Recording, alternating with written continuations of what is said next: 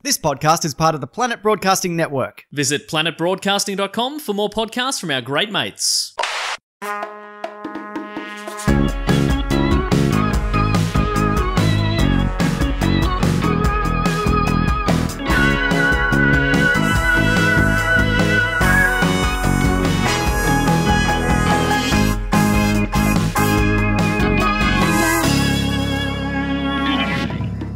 Welcome to Primates, the podcast about primates in popular culture, where we explore them.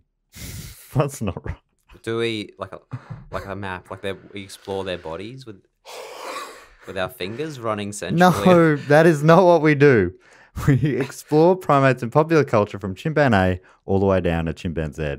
It's just a thing about how we go through them all. We have a look at them. We don't explore. No, not. It sounds very colonial. This isn't a John Mayer, your body is a wonderland scenario at all. Okay. If that's where you're going. It definitely sounded 100% like our body is a very wonderful, wonderful land. Well, they're not. Yeah. Certainly not. From old world ape to new world ape. Yeah, okay. Well, they're monkeys. They're not apes, the new and old worlds, okay? So. Well, that's interesting that you brought that up because I do not believe in apes. Okay. Well, let me introduce you first. This week, our very special guest in the Monkey House is comedian and primate and amateur primatologist Angus Gordon. Welcome to the show. Thank you, Matt. Why do you not believe in apes? You know how some people say that they don't believe humans are descended from apes? Yeah. I don't believe in apes. Oh, you've really? I think they're, Donkey Kong promotional models that escaped in the 80s. Yeah. And they've been running amok trying to get out of their contracts. Because I'm pretty sure Donkey Kong, we've done episodes about Donkey Kong, he was described by Nintendo as an ape-like creature. So how can you be ape-like if there's no apes? Well, that was it. There was no ape. So they came up with this ape-like creature they Right. imagined. And then to promote it, they brought out all these... Oh, they had to go backwards from there and create work apes. backwards, create apes. So there could be something that is ape-like. So their first thing was to say, we've come up with this thing. He's ape-like. And people are like, well, what's an ape? That's it. People were confused. They didn't understand. They understood Mario. So apes have been around for, what 30 years, 40 years? Yeah. Something like that? That's what I believe. Wow. Is that true? Well, we're here to explore. Oh, is this is what we're here to talk about. What is your favorite primate? Well, because I don't believe in apes. That probably narrows it down quite a lot. I wanted to pick human. Well, I told you can't pick human. You did say that and I understand. On your primate, everyone will be trying to trick you and go, well, human is a primate. Yeah, well, Evan Munro-Smith definitely did that. But he's a weirdo. I think he genuinely does like humans more than other primates. I think that is very normal. What? As if you would like any other primate more than human. None of you. Don't get me started. What's your favorite? Well, that's hard. I'm on a journey. But at the moment, probably clubhouse leader would be the orangutan.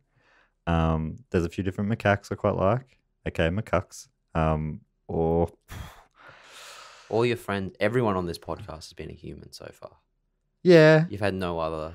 Yeah, but that's only because, the most apes can at best communicate with sign language, and that doesn't work well on podcasts. Unless you have an interpreter. That's true. We could get Jane Goodall in. Yeah. If that's something she does. If she's sure alive. She'd love to get on. Oh, we should get her on the show. Yeah. No, I don't know why you haven't already reached out. I'm going to reach out. Yeah. Jane, if you are listening, get in touch. primatespod@gmail.com. You guys can discuss the episode of The Simpsons she was on. She was on an episode of The Simpsons. Isn't there an episode where she's running a diamond mine? Oh, yeah, that's good. I don't think that would have actually been her. Would it? What was it about her, at right, least? Yeah. Hey, Angus. And then obviously after that episode of The Simpsons, people were like, who is Jane Goodall? And then The Simpsons had to go back and create a human woman named Jane Goodall. Which, of course, first they had to create women. Yeah, there was none of... what they did is they took a rib from one of the... Matt Groening. Really? The creator.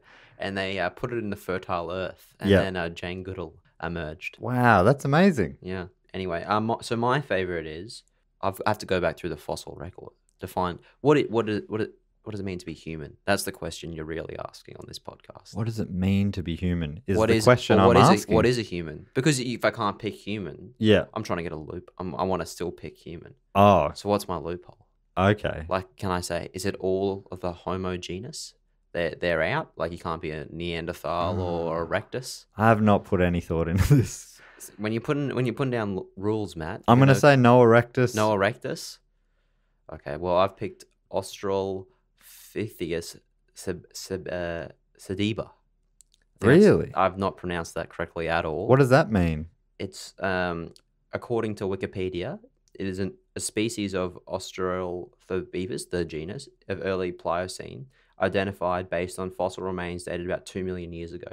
They were found in a cave, where they fell into a cave. They look into a cave. They look like one of the species, like a Homo Right. emerged out of. So the closest. So it's pre-Homo. Pre-Homo, but more like a human than an ape. Huh, that's cool. I think that probably is the line. Pre-Homo. Pre-Homo. No homo, I'm saying. They are absolutely no homo. Okay. So Australia, and sounds like, was it found in Australia? Why does it got that name? Do you know anything about it? No. No, you're just doing it to fuck with me. Yeah. Okay. Why is it your favorite?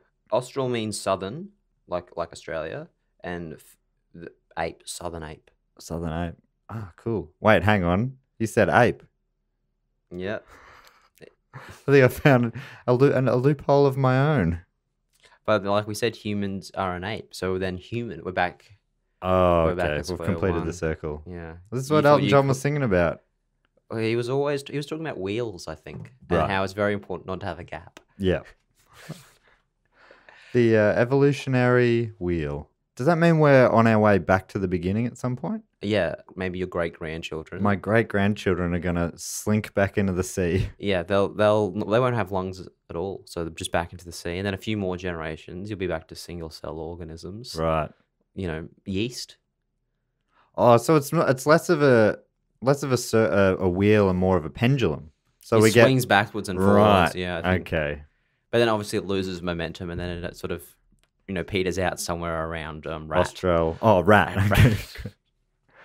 Well, that is fascinating. Still very complex organism, the rat. Yeah. Oh, they're complex. I was reading recently because I'm trying to do a small bit about rats in a joke I'm coming up with. One of the funniest animals. Yeah, I think so. Immediately funny. The is a funny sound.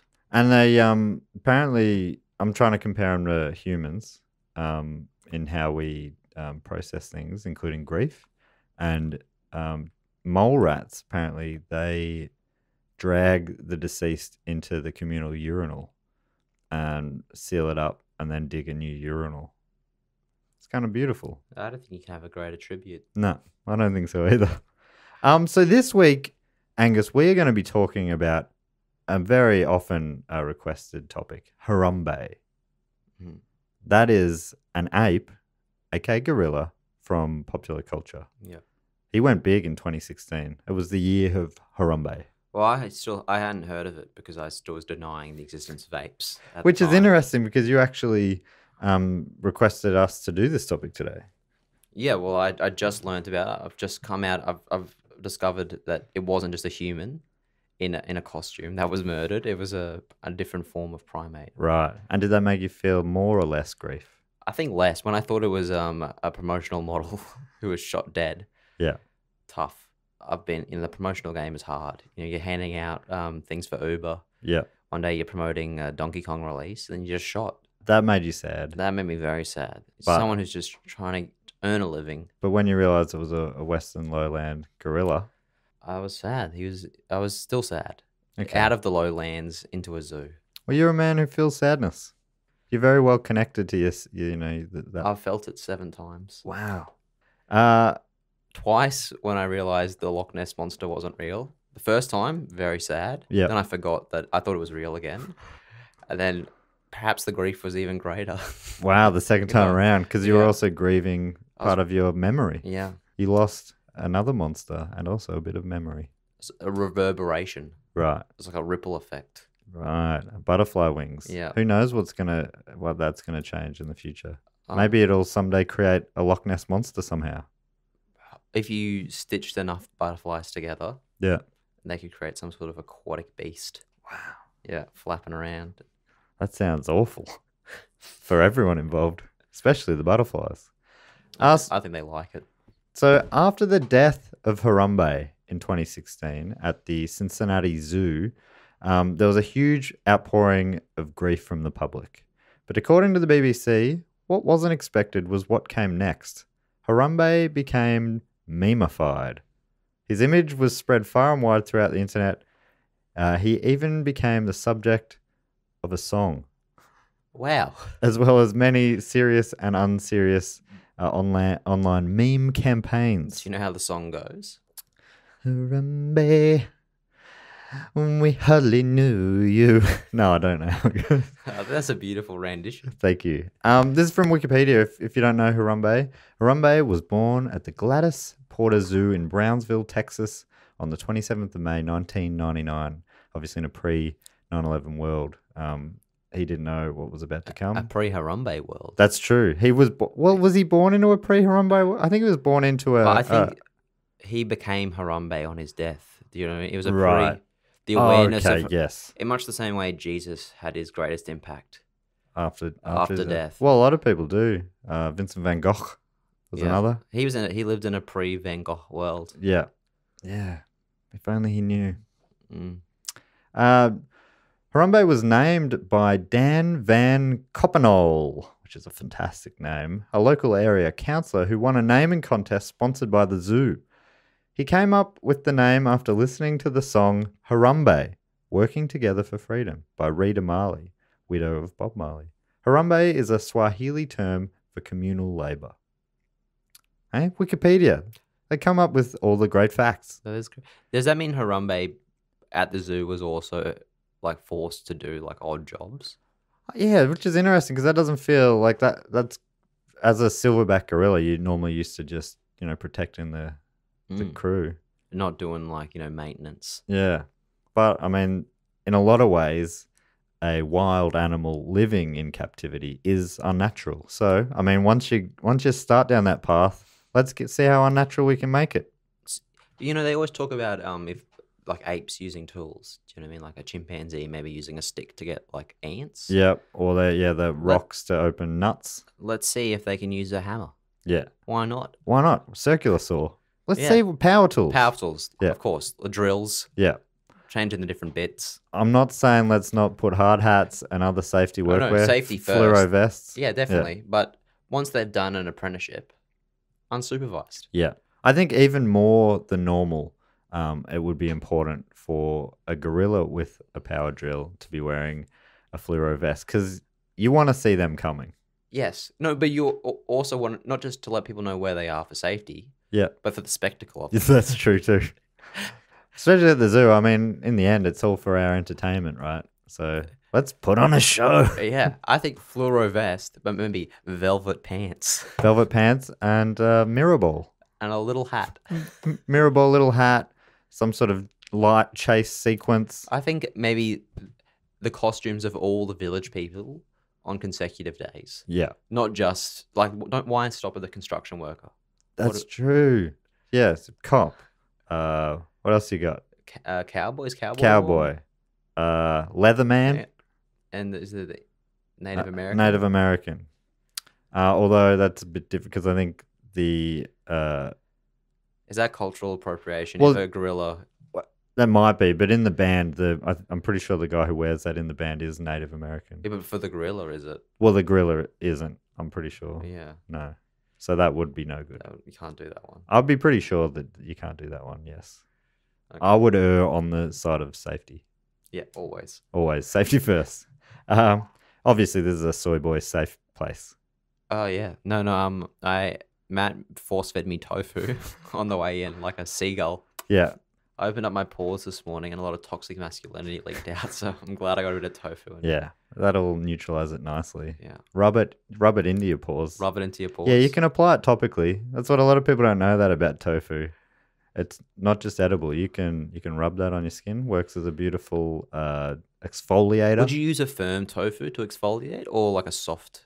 A soft tofu is more of a moisturizer. Yeah, soft tofu. That's not going to exfoliate. No. Come on, mate. Are you using a silken tofu? Look, I'm sorry. Yeah. I'm out of line. Yeah, you are. It's that anger is rising up.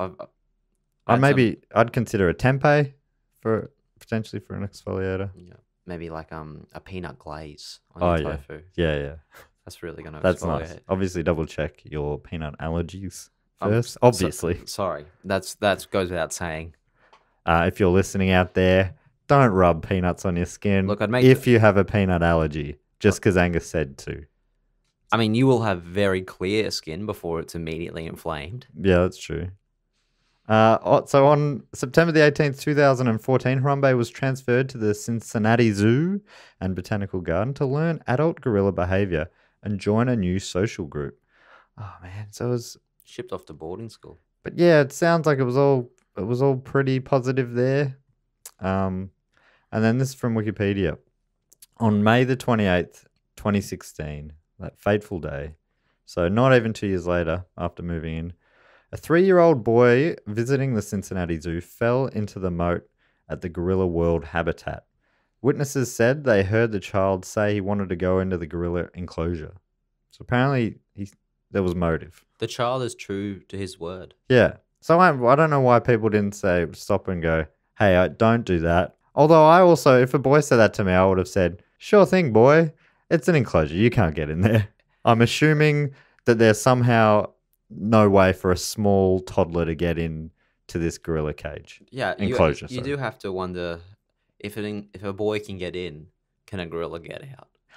Very good question. That's a big question to pose. And I would have to assume that yes. They're really just there from their own volition. You know? Yeah. They're just like, yeah, we're chilling. We're chilling. We're happy to be here. We're here to learn about adult gorilla behavior and socialize. I've heard the Cincinnati Zoo has one of the best adult gorilla behavior programs. Really? You can apply at different zoos when you're a young gorilla, but that's one of the best ones To go to. So he was very promising. So the boy's now fallen in. He fell into the moat. To get in there, he had to climb a 3-foot tall fence, then crawl a meter or so through bushes. The other side of those bushes was a 5-meter drop, which he dropped. He dropped down into a moat of shallow water. It's like he's doing a Tough Mudder obstacle course. Does feel a bit like that, but unknowingly, unwittingly. He hadn't trained for it. He hadn't trained. But he seems like he didn't need to. He was smashing the course. That's true. And I can't, that's a big drop. 5 meters. It's a double-story house almost. So, fine. It could be. And he was, fine. Apparently, then the zoo officials signaled for the 3 gorillas to return inside, which feels fair enough. Of the 3, the 2 females did so. The 3rd gorilla, though, was the 440-pound male silverback Harambe. He did not. He climbed down to the moat to investigate because he heard a child splashing around in water. So I love this kid. It feels like a cartoon kid who's just having like a torrid time. You know, probably in some sort of Looney Tunes cartoon or something. He's being flung around by different animals, but just blissfully unaware. So he's splashing around and all of a sudden Harambe comes over. So normally the animals are well trained to come to follow the instructions, but in times of sort of high stress or things going wrong or whatever, then they're a little less likely to follow those orders, which seems like probably the most likely time that they'd need to follow the orders. It does seem that's why you do the training. Yeah. It's for the stress. It's not for the everyday. No. It's for the stressful. This is not a drill. I know you're doing your woodworking project. Yeah. And I know you don't like to be interrupted. That's right. But this is not a drill. This is not a drill. And it's a circular saw, Harambe. We've been through this. And you know what they say? Children, when they come into any work site, very dangerous. Yeah. So That's I right. understand why Harambe, he wants to investigate what's going on. He's like, hey, what? Because he's probably the safety officer. It's like he's the the site safety. foreman. You haven't been accredited to be on site. Yeah. You don't have a blue card. Where's mate. your blue card? Where's your red card? You have any cards at all? You fall into the moat. First of all, that's not on. You're going to bring water into the clean. So you're going to be slob. Someone's going to have to go mop that up now. Yeah. I'm going to have to go get a yellow cone. This is not good. Boy, what's your name? People are coming in Where's here your ID? with lumber. They could slip and easily hurt themselves. So he was obviously, he was not happy about that, Harambe. He was investigating. ABC.net.au then reported that eyewitness Kimberly Perkins O'Connor said she heard the 3-year-old boy joking around before going in, saying he wanted. So this is another. So witness. he was riffing. He was riffing now. Riffing about. Not just saying I want to go in. He was going. But that's. I love it. He's joking about it. Hey, Mum. Hey, guys. What do you reckon if I head on in here? Nah, just kidding. You're all right. So that's probably why the other witnesses, they didn't do anything because they're like, it's just a joke. He's mucking about. This 3-year-old child, he understands irony and Yeah. humor, and he's using that to sort of hint that maybe, fancy myself a bit of a George of the Jungle. Nah, Nah, just Get kidding. out of it. Obviously not really. I'm not really. Or am I? Nah, I'm not. nah, look Good at on me, you. I'm a little monkey. Nah, I'm just a little human boy. Nah. Human boy. Don't even believe in apes. You know what my favorite book is? Jungle Book. Nah, can't read 3. I'm only 3. I don't understand any of the things I'm saying. Just riffing. Chasing down that riff. She said the mother was briefly distracted by her other children, and that was when he crawled under. So do you think it's like he corroborated with the other children, like he planned a distraction, Right, they made some sort of a decoy. and then he headed for the enclosure? I wonder, what do you think they would have done? Maybe some sort of impromptu play? I think, or Hamlet. Hamlet. You can't look away during Improvised the monologue. Hamlet? Yeah, of course, improvised Hamlet. Hamlet. All right, I need a modern occupation and setting. Zookeeper, Cincinnati Zoo. All right, great. Here's Hamlet at the zoo. Wherefore art thou? Hamlet, look at my skull go. All right. Is that what he says? I think so. I think that's in. I've only read the Spark Notes, but it did say "Wherefore art thou," and then it said, "Panicked." Yeah. Hamlet. She said, all of a sudden you heard a splash. So this is now, I'm taking you into the enclosure. Now I'm bringing you out for the outside perspective. All of a sudden you heard a splash. I feel like I'm in a radio play. Hopefully everyone listening knows this isn't real and no one's panicking and catching a train to Ohio to get in a bomb shelter. We don't want a War of the Worlds style That's scenario. the kind of scenario I was going for. I would say definitely that is happening right now. Yep. You should, but at the moment we're talking about it. We're playing the fiddle while Rome burns. Yeah. We're just having a fiddle. So all of a sudden you heard a splash and an older gentleman started yelling, "There's a child in there! There's a child!" And everyone started screaming, she said. The larger gorilla was attracted to the screaming and he just came barreling to the edge of the moat and then realized what's going on. Donkey Kong style, barreling. Yeah. A lot of barreling. Yeah. So that's him. That's what there's a. Right. You say I'm a conspiracy theorist, but tell me, a gorilla barreling? Okay. I assume that means picking up a barrel and running with a barrel above your head. Well, that's how they instinctively react whenever they see a human. Right. Do you know what I mean? A small, like a Mario, a small child sort of resembles, come over with a barrel. Yeah. Follow the barrel. She might have, maybe Harambe was thinking, oh, is this one of those crocodile bad guys who walks on his hind legs for some reason? A bipedal crocodile. Yeah, maybe. But he got there and then was confused. That's why he started. At first, it seemed like he was helping him, according to Perkins. He dragged Inducting him into the work site. Right, that's probably what it was. It's an induction. At first, checking if he had his papers, he did, and he's like, all right, well, we've got some work to do. Yeah, can you sign here, here, and here? Look, you're late, but you're here now, so let's get started. Let's get started. Hey, we're not looking at pointing fingers here. But yeah, let's get you up to speed.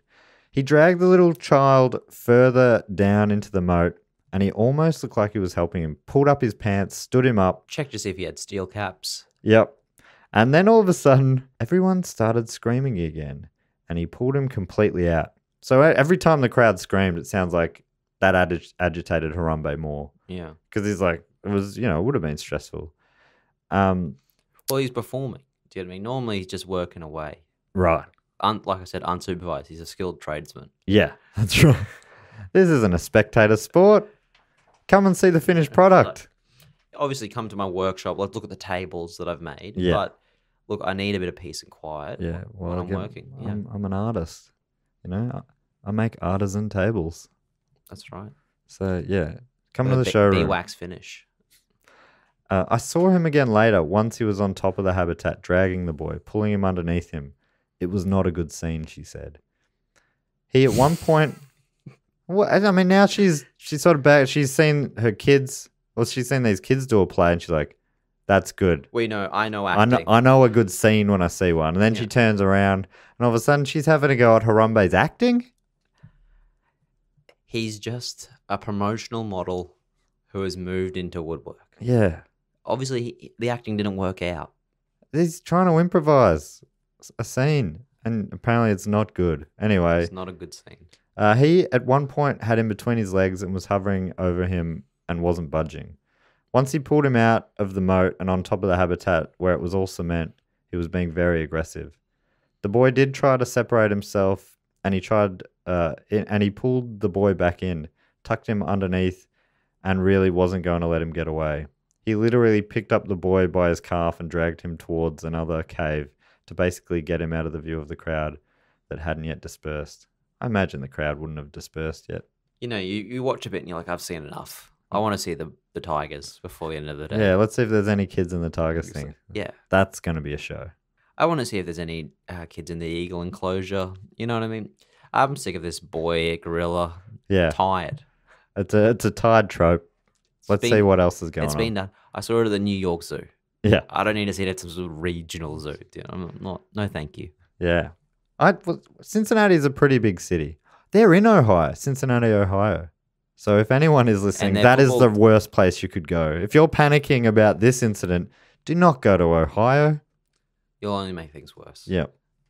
Apart from the fact that this happened 2.5 years ago. So do not time travel back to 2016. Thanks.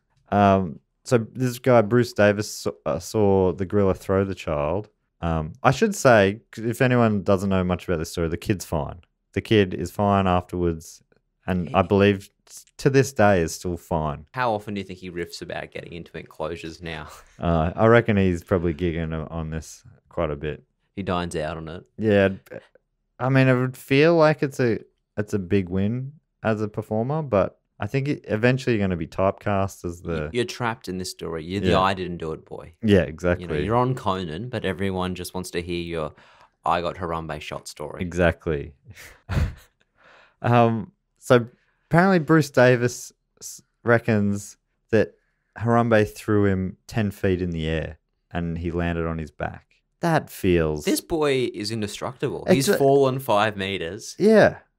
And a gorilla threw him 10... That can't be right. You know what? I once watched a dad throw their child, I reckon, 2 or 3 meters in the air, like a long, nearly 10 foot. That is high. Very high, and kept catching them. Yeah. Is this would be at the beach? Not on the streets. What? Yeah, just on the corner of us. That'll make my stomach feel funny. And I just thought, what a loving relationship. Good on you. What are the they were just probably doing a trust exercise. Do you trust me? Throw him in the air, and the kid goes, no. Well, we're going to keep going till you do. The kid was loving it. Right. The world doesn't understand consequences yet. Yeah. I mean, if that kid wasn't loving it, that'd be quite a scene. Kid is having fun. It was incredibly high. A beast of a dad. In a lot of ways, silverback gorillas, they're just another dad trying to make the best of the situation. But maybe it's just Butterfingers. He threw him up in the air. He's tried to catch him. Yeah. It hasn't worked out. The kid's fine. It really does seem like this kid can't be hurt. The ABC News reported from there that at 3:56 p.m., a call asked for medical response to a service gate at the zoo. What time did the child fall into the pen enclosure? Let me double check that. 3:52. So pretty quickly. 4 minutes. It's a pretty quick turnaround. It's still quite a long... Oh, well, no, that was when it was first reported. So it could have been just before that. But yeah, it was all pretty quick, but still... 4 minutes is a long time. Not instantaneous. No, let's see how this plays out first before we call. Well, I think they definitely, before they wanted to use lethal force, they definitely were we're sussing out a little bit. Then at 4 p.m., a call came into the police and reported that units were responding. When fire department personnel arrived at the enclosure, they witnessed a gorilla who was violently dragging and throwing the child. There was a report to police about trying to tranquilize the gorilla to get the child, and at 4:01 was the much-awaited call reporting the child was safe, rescued, and being transported. A Cincinnati zoo employee shot the gorilla with a rifle when the child was in between his legs. The zoo employees then unlocked the gate, and firefighters quickly retrieved the child, the fire department reported. The boy was hospitalized and later released. I imagine that a kid, knowing that he's got quite a pretty decent vocab and stuff from his Shakespeare days and stuff, he would have been sitting in between Harambe's legs saying, "Take the shot. Yeah. Take the shot." He's calling out for Yeah. it. Yeah. This is according to be. He's chosen life to Yeah. be. Do you think he's going to... No, that's in poor taste, but would he use, in his next production of Hamlet, Yeah. Harambe's skull as Auric? I don't know. Or is that, you know... Well, I think that would be in bad taste. If Harambe had said, maybe he did because they spent a few minutes together, maybe Harambe said. They'd done a scene together. Yeah. It obviously was a bad scene. It didn't work out, but they were both players on the stage. That's true. So this is the director of the zoo, Mr. Maynard. When it was determined that the child was being injured, not potentially injured, but was being injured both down in the moat and up on the ground, we had to make a decision to shoot him, and we did. We stand by our decision, and we'd make the same call today. I think that makes sense, but to me it's like, surely you just build a proper fucking fence. Yeah. But I guess they also thought, you can't accidentally fall into this. It's a high enough fence that if you fall in, you're in quite a few meters of bushes. You'll get up and get back out again. The gorilla can't Get over the 5 meter wall. So someone has to want to get in. But unfortunately, they didn't consider that a kid who didn't know better might do that. Yeah. So according to the BBC, after the death, there was a spontaneous and very real outpouring of shock and grief over the killing. This is one man, Frank Paris. He said, "Had I been there, I would have gone into the enclosure myself. That day was a very sad day for me. I absolutely would have risked my own life to save the boy. That's how sure I am that the boy was fine and that Harambe had no intention of hurting anybody." There's no indication that he has any credentials to make that call. No, but it does sound like he has a very sad life. The BBC went on to say, "Of course, that's just one reaction from someone thousands of miles away, whereas zoo officials say they were right to take action to stop any potential serious injury to the boy." But Paris was not alone in his grief and anger. Aside from his canonization on social media, there were candlelit vigils for Harambe. There were also campaigns targeted at the boy's parents I was talking about. Some online called them to be prosecuted for negligence, and they were investigated by the police, and the boy's mother was cleared of any wrongdoing. That would definitely be the best case scenario, is if the parents are prosecuted and the child's taken away from the parents. Yeah. Then Harambe didn't die in vain. Honestly, I think as a mob, the internet should probably just take over the parenting of all children. I think collective parenting by the users of Reddit is the best model going forward. Well, I'd like to bring, maybe can we get a co-parenting situation with Twitter? Yeah, as well. Yeah, Maybe Reddit weekdays. No, I think Reddit's more of a weekend parent. And you think Twitter Monday to Friday. And the decisions taken for the child are obviously ones that get the most retweets and favorites. I think that's right. Yeah. Yeah. So each morning the kid will go to the computer and just see what the results are. Just put up a poll, what should I have for breakfast? Yeah, check the notifications. No breakfast some mornings. Okay, That's what the Twitter community's decided. Yeah, he's getting trolled today. And that's what's going to happen. Sometimes your parents will troll you. You know, you're going to have a name like Bodie McBoatface. That's your name. Yeah, I think this is a good model. And I don't think just for this boy, but I think all boys. All boys. Maybe even girls. Some girls too. Some girls too. It's hard to know where to draw the line. This is this article goes on to say that the wave of emotion was in turn hijacked by comedians, pranksters, and trolls who mocked those who were making so much of the story. So it was like some people were saying, well, this guy in particular, Brandon Wardle, he said people online kind of get off on being mad about things that they don't actually care about.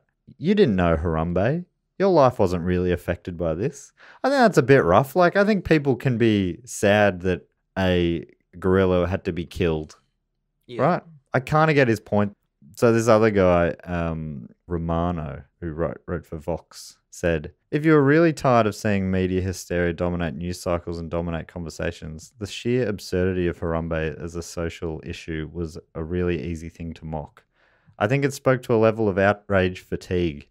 If you're seeing people freaking out about a dead gorilla over, say, thousands of people dying in the Syrian refugee crisis, then what do you do with that anger? I think it's great that when comedians and trolls hijack emotion, that's the modern day piracy. You can't hijacking boats, 19th, 20th century, sure. Yes. Get hijacking emotion on the internet, redirecting it. That's the future. That's the future. Yeah. That's modern parenting.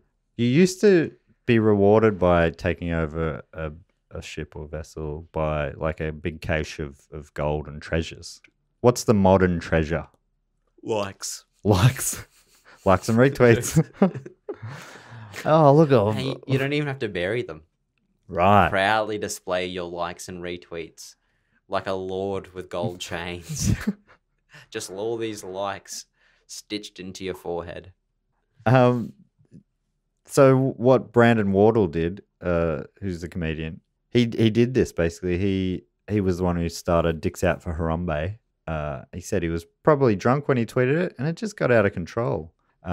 This is from knowyourmeme.com, talking about the Dicks Out for Harambe. It says, on the 2nd of July 2016, Twitter user Sexual Jumanji posted a selfie photograph in which he is shown pointing a replica firearm at the camera along with the caption, "Dicks Out to avenge Harambe." And then on July 4th, Brendan Wardle tweeted the phrase, "Dicks Out for Harambe." So it feels like, I mean, yeah, that BBC article is attributing to Brandon Wardle, but it really seems like he was beaten to it by Sexual Jumanji. If anyone's going to know about apes, it's going to be someone who's trapped in a Jumanji landscape. Yeah. But feels very sexual. Yeah. I mean, that is, in a lot of ways, the life of a silverback gorilla. Do you think it's an appropriate tribute, though, to get your dick out for Harambe? Isn't the gorilla penis is quite a bit smaller than human? Right. The human penis. Is it like mocking? Oh, do you see it that way? Is it like, you guys are such a big animal, very small penis? Yeah, but I think, in some ways, isn't it? The gorillas have always said it's not about the size. But I know you think that's just them being defensive, but are you saying it is an issue? Well, because we've decided that as a species, that size was no good for us. Right. Maybe good enough for them, for Yeah. a gorilla. Sure. But to brandish our dicks out. So Is that say, a fitting tribute? Maybe I feel like circular saws out for Harambe. oh, would have okay, been that's like, nice. something Hammers like out. hammers Yeah. out. Drills out. Yeah. Yeah, that's true. Maybe just work belts This out. is not a drill out for Harambe. Yeah. So does that mean if you died and the elephant community pulled their dicks out in tribute to you, you'd be offended by that? I wouldn't. Are they mocking me, or are they I saying don't my think so. dick was similar to their elephant dicks? Yeah, I guess so. Or I don't mean, who's to know? who's- We can't communicate with elephants, so If only we could. if only we could, we'd get to the bottom of this. Yeah. But I mean, isn't that basically what's happening here? Humans are pulling their dicks out. I don't think anyone's going, "Oh, hey, look at my dick." I am.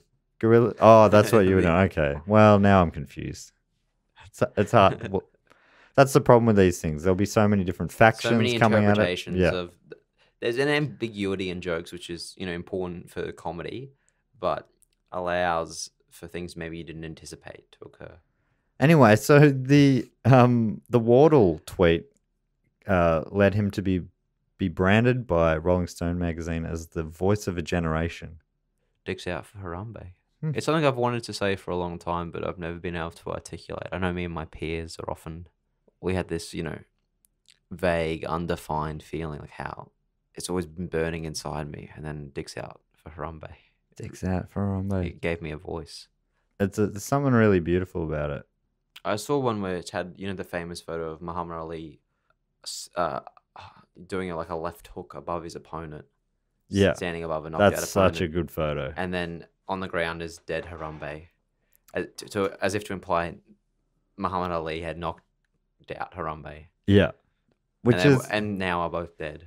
What's the, what do you think? What do you take from that? Would you have authorized Muhammad Ali to have gone into the cage And knocked him out. to knock out Harambe instead of using lethal force? Yeah, I think so. That's better than a tranquilizer dart. Get the all-time greatest boxer. But he's quite old at the time Right. as well. Would Oh, he still have been able to I think he might have even devastating. He might have been dead at the time. So that makes it Would harder. you have authorized the ghost of Muhammad Oh, Ali? yeah. Unstoppable. Yeah, for sure. He's the greatest. Apparently, the Cincinnati Zoo director's Twitter was hacked, according to Know Your Meme. A hacker by the Twitter handle Prom took control of the Cincinnati Zoo and Botanical Garden director Thane Maynard's Twitter account, vandalizing his feed with several Harambe-related hashtags and jokes. Things like peekaboo, Cincinnati Zoo. He did a dicks out for Harambe. I mean, once he was in, I don't know if he used it all the best. You got to write out what you're going to put before you do the hacking. Hashtag animal rights, hashtag justice for Harambe.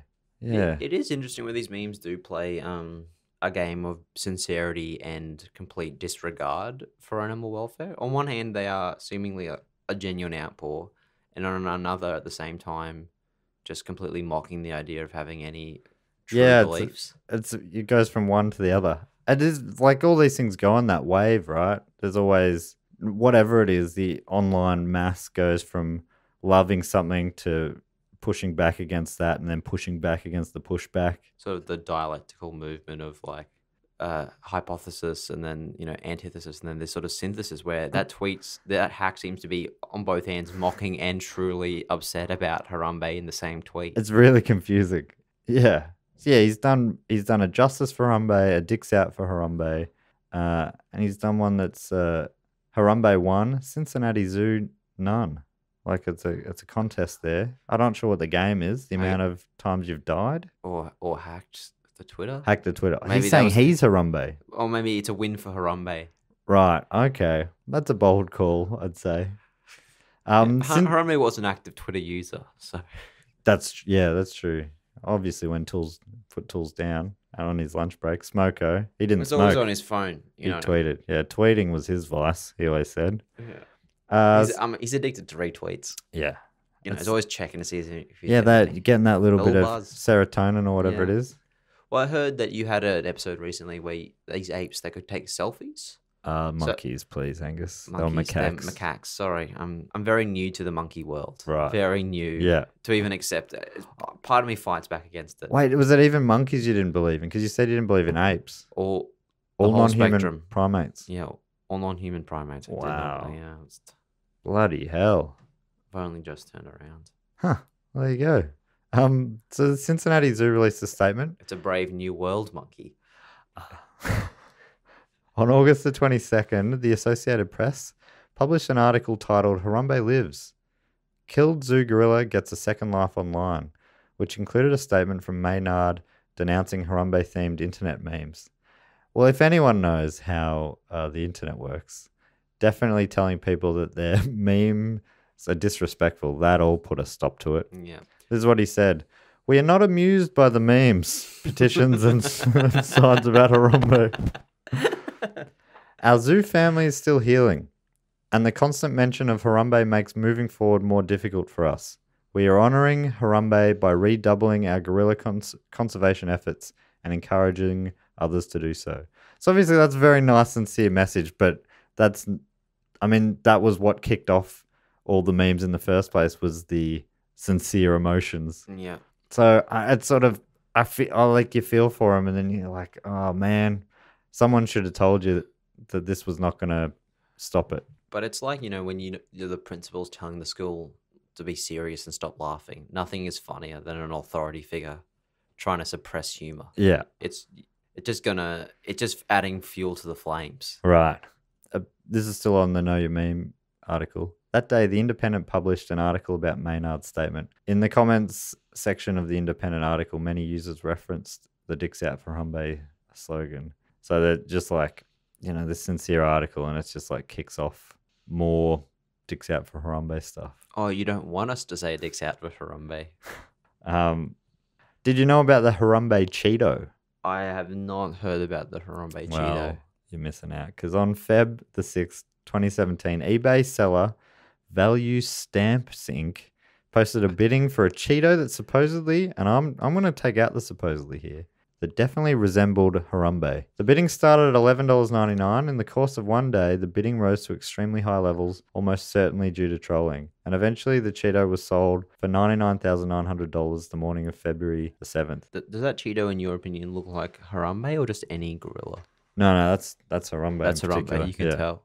Well, he does have a power drill in his hand. So Yeah, that's what I thought was the main giveaway.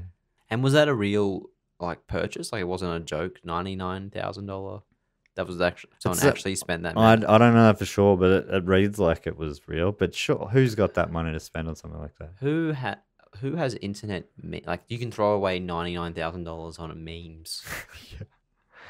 I think because that does happen occasionally. People sell, that piece of toast look like Jesus, all these things, and occasionally they take off. And if the media get behind them, then they actually can sell because they have become an important moment somehow in the zeitgeist or whatever. So they're a cultural artifact because people paid attention to it. Yeah. So I think people have a swing at that all the time. Like, oh, let's see. Got an M&M here that looks like Larry Bird. And then... Great. Did you know that the United States presidential election in 2016, a lot of Twitter users posted photos of their ballots showing that they voted for Harambe. I'm saying things without reading them first, and they're going, that's real boring. I'll edit that out. You just read some more fake news. Fuck.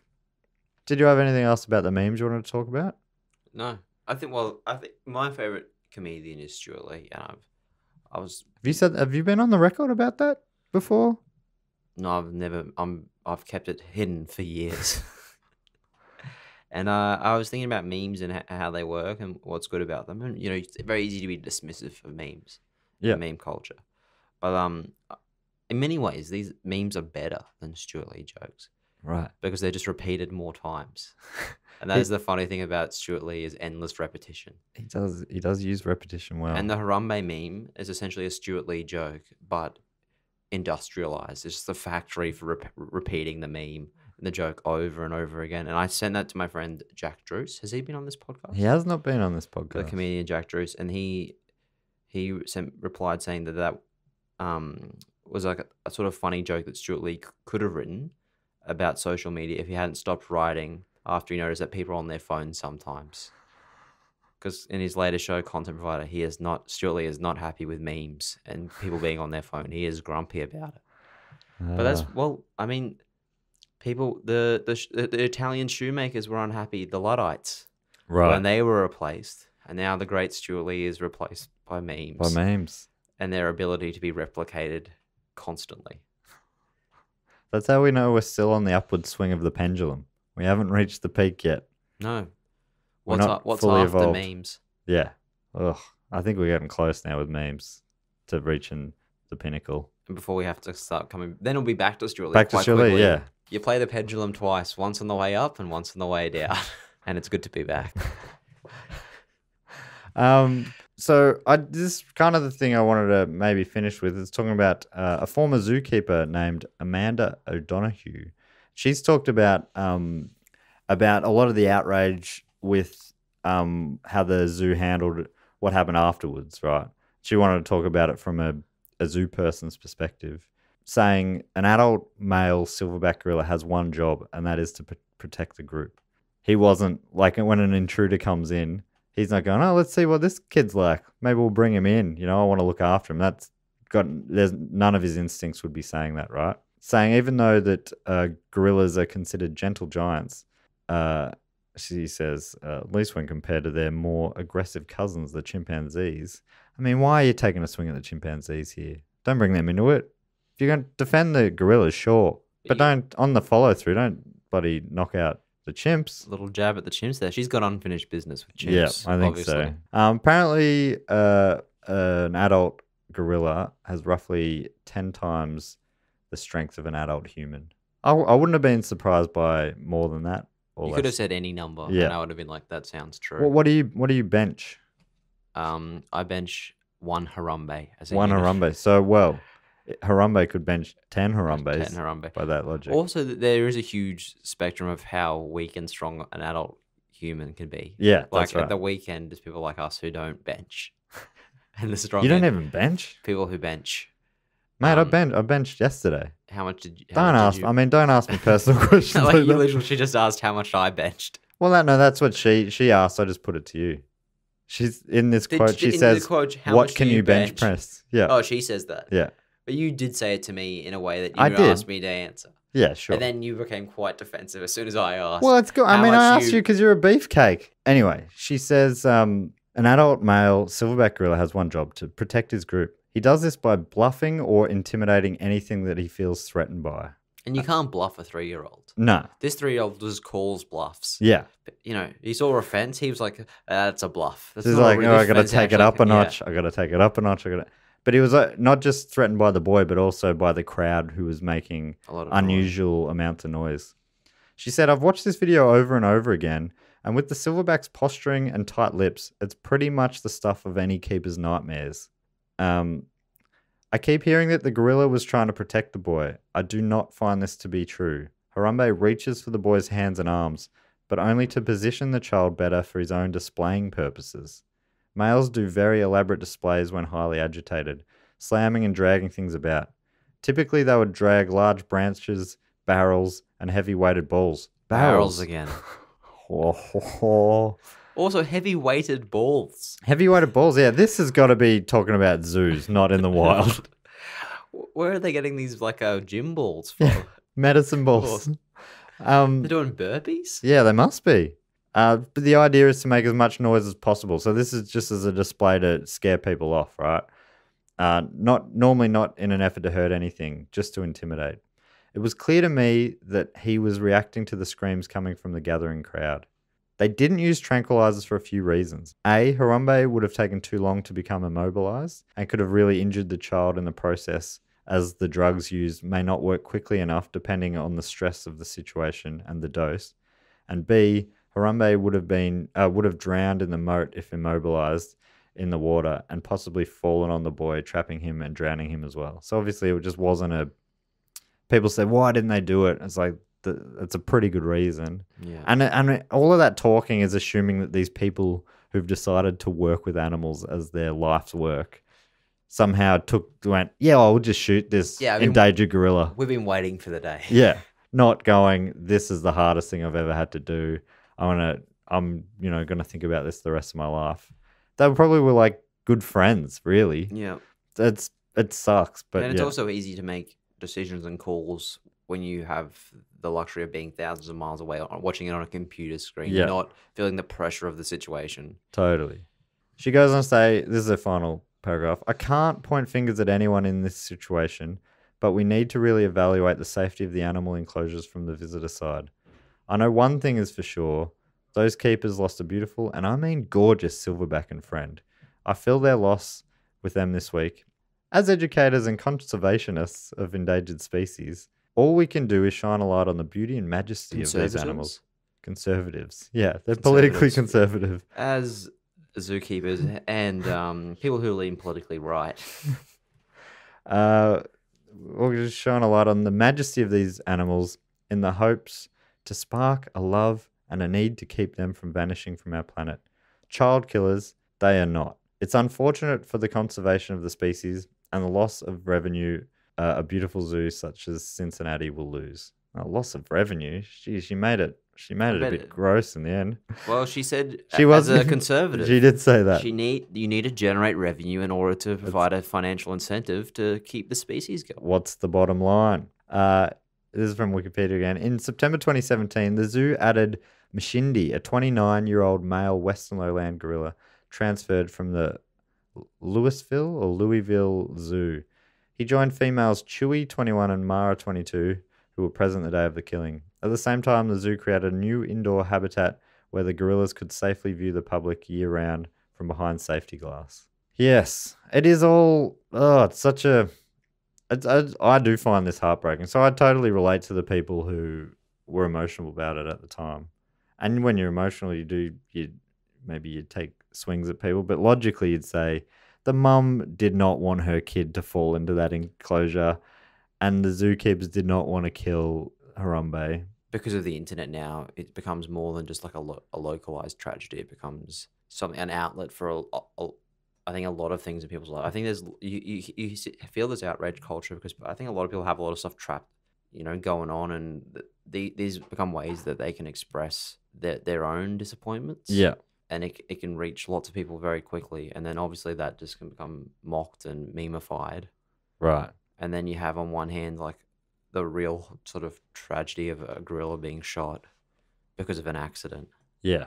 And on the other hand, it's one of the, I guess, probably in the last couple of years, the biggest primate in popular culture. Yeah. It's Harambe. It was the meme of 2016. Yeah. Anyway, the final segment on the show, Angus, as you know, as a regular listen to the program. Did you say off air this is your favourite podcast? I say it off and on air. Yeah. I say it on other podcasts. Really? Yeah. I say this has been fun. But not as fun as just listening to any episode of Primates with Matt Stewart. That's what I say. And I appreciate that. That's all I say on other podcasts. I often... People try and engage me on other things. It is, you have ruined a lot of good podcasts. Yeah. And I appreciate that. That's fine. So the final segment on the show... It's taking you quite a while to get me on this podcast, even though I say that constantly. I mean, and it's normally because I say, hey, you're free to be on the podcast. And you're like, no, I'm too busy listening to the last week's episode again. I listen to every episode 25 times. That's all I listen. That's all I do. Yeah. I've lost my job because I was listening to your podcast. You're really in a lot of financial trouble, aren't you? This podcast has ruined my life.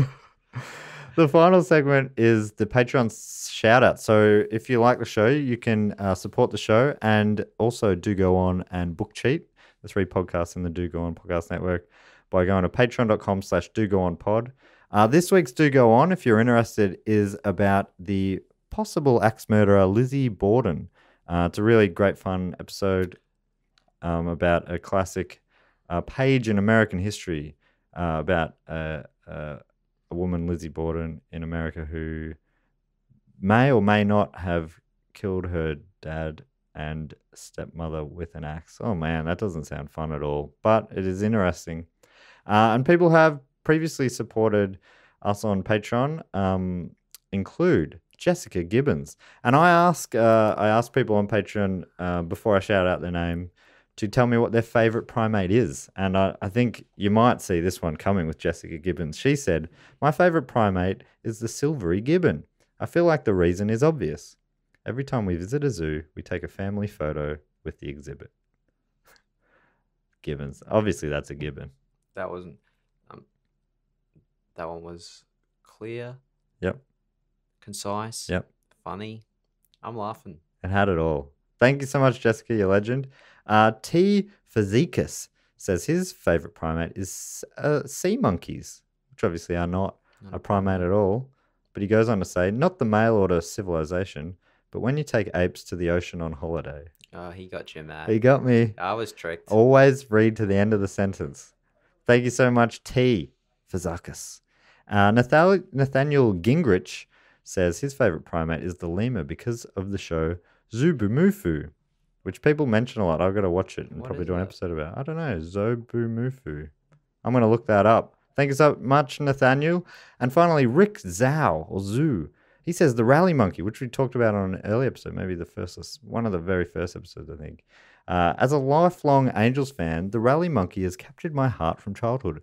Every time the Angels are losing, or life is getting me down in general, that monkey cheers me up. That's a mascot for a baseball team, played by a capuchin monkey. And then the monkey, obviously the baseball team, they were like, what is this mascot? Yeah. And then they had to, and so on and so forth. Exactly. Yeah, so they came up with the mascot first, and they had to invent the sport of baseball. Yeah, like, this is our baseball mascot, the rally monkey. People are like, what's baseball? Oh, all right, we're going to have to invent this sport now. What's the sport? Oh, God. We're in a lot of trouble. Anyway, Angus, thanks so much for joining us here in the Monkey House. Where can people find you if they want to? You can find me on Facebook, Angus Gordon, and we will be releasing not quite as good of a podcast, but I'll be coming out with a podcast soon called George Orwell's Content Farm, where each week I'll be coming up with new viral internet content with other comedians and trying to become famous. Yeah, Harambe famous. Yeah. People can find me at Matt Stewart Comedy on Instagram and Facebook, and on Twitter at Matt Stew_art. And you can find the podcast at PrimatesPod on Twitter, Instagram, and Facebook, and primatespod@gmail.com. If you want to email us, please give us a 5-star review if you get a chance on iTunes or wherever you do it. And let me know what you really think, but do it with a 5-star review, because they're the only ones I really read. So give me 5 stars and then call me a soy boy, all right? Or whatever you want to call me. Thanks so much for joining us, Angus. As we always do on the podcast, as you know, we finish the show with a classic primate-related sign-off that is riffed by the guest in the moment. So thank you so much for joining us, Angus. And as we always say, keep on monkeying around.